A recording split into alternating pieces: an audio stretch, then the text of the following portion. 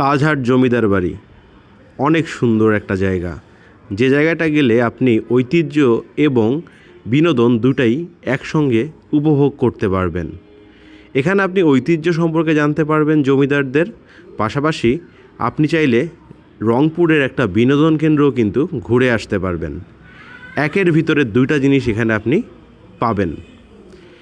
আসসালামু আলাইকুম, কী অবস্থা গর্বিত জাতি? আশা করি সকলেই ভালো আছেন। ভিডিওর শুরুতেই ভালোবাসা অবিরাম। এই মুহূর্তে আমি আছি রংপুরের তাজহাট জমিদার বাড়িতে। কিভাবে এই জমিদার বাড়িতে আসবেন, এখানের টিকিট কত, কি কি দেখতে পারবেন, সব কিছু এই ভিডিওর মাধ্যমে আপনাদেরকে জানাবো। তো চলুন কথা না বাড়িয়ে আমরা আজকের মূল ভিডিওতে চলে যাই। এই জমিদার বাড়ির সব কিছু আপনাদের সঙ্গে শেয়ার করি। আপনারা এই জমিদার বাড়ির সামনের অংশ অনেকেই দেখেছেন, বাট এটার যে জায়গাটা আমি ভিডিও করছি এটা হচ্ছে এই জমিদার বাড়ির পিছনের অংশ। আমরা আজকের ভিডিওতে জমিদার বাড়ির সব কিছু ঘুরে দেখব, তাই যাত্রা শুরু করলাম রংপুর শহর থেকে। এই মুহূর্তে আমি আছি তাজহাট জমিদার বাড়ির একদম গেটের সামনে। 30 টাকা মূল্যের টিকিট কেটে আমি ভিতরে প্রবেশ করলাম। এটা হচ্ছে তাজহাট জমিদার বাড়ির ভিতরের প্রথমের অংশ। এই প্রথমের অংশে দেখবেন যে প্রচুর পরিমাণে ফুল ফুটে আছে, মানে হচ্ছে এখানে একটা বাগান আছে। আর সবচাইতে ভালো লাগে আমাদের জাতীয় পতাকার এই অংশটা। দেখতেই পাচ্ছেন এখানে সকল ধরনের, সকল বয়সের, সকল পেশার মানুষ কিন্তু এই জমিদার বাড়ি ঘুরতে আসে। এর ভিতরে একটা জাদুঘর আছে, যে জাদুঘর নিয়ে আমাদের আলাদা একটা ভিডিও পাবলিশ হবে। তো অপেক্ষায় থাকেন, জাদুঘরে কি কি আছে সেটাও জানতে পারবেন। আজকে আমরা কথা বলবো জমিদার বাড়ির বাইরের অংশ নিয়ে। এইখানে যাওয়ার পর যেটা দেখলাম, এখানে মানুষ মূলত ছবি তুলতে, পরিবার নিয়ে ঘুরতে, সময় কাটাতে বেশি আসে। আর রংপুর শহরের খুব কাছে হওয়ায় এই জমিদার বাড়িতে প্রতিদিন প্রচুর পরিমাণে মানুষ কিন্তু ভিড় করে। আর এইখানে এত সুন্দরভাবে বাগানগুলো সাজানো, গাছের কাটিংগুলো করা, যে মানুষ এখানে এসে ছবি তুলতে সবচেয়ে বেশি স্বাচ্ছন্দ্য বোধ করে।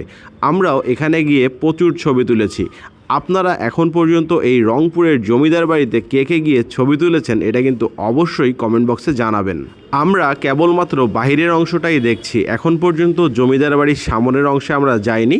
দূরে ক্যামেরায় দেখতে পাচ্ছেন জমিদার বাড়ি কিন্তু দেখা যাচ্ছে। চলেন এবার আমরা ওই দিকে যাই। এই হচ্ছে তাজহাট জমিদার বাড়ি।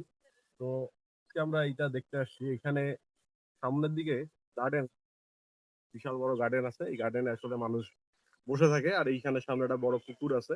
আর এই জমিদার বাড়ির সামনে আসলে মানুষের ভিড়টা হয় মূলত, অনেক মানুষ আসে এই জায়গাটায়। তো আমরা চলেন তাজহাট জমিদার বাড়ির সামনে যাব। আর এই জমিদার বাড়ির ঠিক সামনে একটা বাংলাদেশের জাতীয় পতাকা আছে, পাশেই হচ্ছে একটা গোলাপের বাগান আছে। অনেক সুন্দর বাগান, অনেক ধরনের ফুল ফুটে আছে। আর এই সামনে হচ্ছে পুকুরটা, আর ওইদিকে আমরা ছেড়ে আসছি হচ্ছে আপনার যে আছে কি বলে গার্ডেনটা আমরা গার্ডেনের ভিডিও তো দেখবোই, পাশাপাশি এই তাজহাট জমিদার বাড়িও ভিডিও দেখবো। তো চলেন রংপুরের তাজহাট জমিদার বাড়ি দেখা যাক ঘুরে। এটা পরিবার নিয়ে ঘুরতে আসার মতো সুন্দর একটা জায়গা, ঠিক আছে। এখানে ম্যাক্সিমামে কিন্তু ফ্যামিলি নিয়ে আসে। তো রংপুরে পার্কের অভাব, ফ্যামিলি নিয়ে আসলে মোটামুটি পার্কের অভাবই বলা যায়। কারণ হচ্ছে পরিবার নিয়ে ঘুরবেন এইরকম পার্ক রংপুরে খুব একটা নাই, কারণে নাই, এটা মোটামুটি আপনারা সবাই জানেন। তো এই জায়গাটা মোটামুটি পরিবার নিয়ে আসার মতো একটা জায়গা। তো চলেন শুরু করি।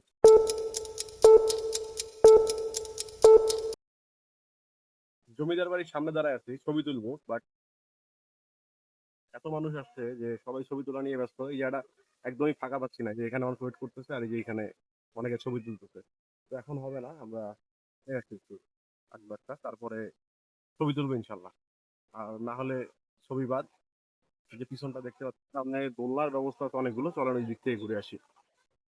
এইখানে কি কি আছে, এটা একটা আপনার দিক নির্দেশনা আছে। যেমন হচ্ছে জাদুঘর আছে, লাইব্রেরি আছে, তারপরে আপনার সুভেনির শপ আছে, তারপরে পাবলিক টয়লেট আছে, খাবার পানি আছে, মসজিদ আছে, আর অনেক কিছু আছে, ঠিক আছে। তো চলেন আমরা ভিতরে যাই।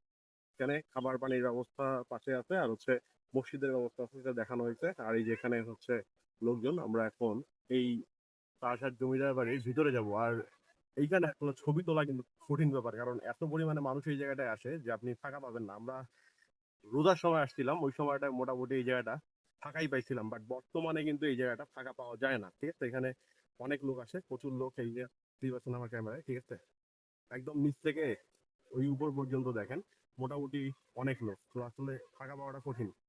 কি আসলে ফাঁকা পাই কিনা। আর হচ্ছে সামনে ওই যে ওই দিকটায় বসার জায়গা আছে, ওইদিকে যাবো আমরা পরে। এখন এই দিকটা একটু ঘুরে দেখি আর কি কি আছে সেটা আপনাদের সঙ্গে শেয়ার করি। তো তাজহাট জমিদার বাড়ি দেখে কে আসছেন এটা অবশ্যই কমেন্টে জানাবেন, আর যারা আসেননি তারা কিন্তু ঘুরতে আসতে পারেন।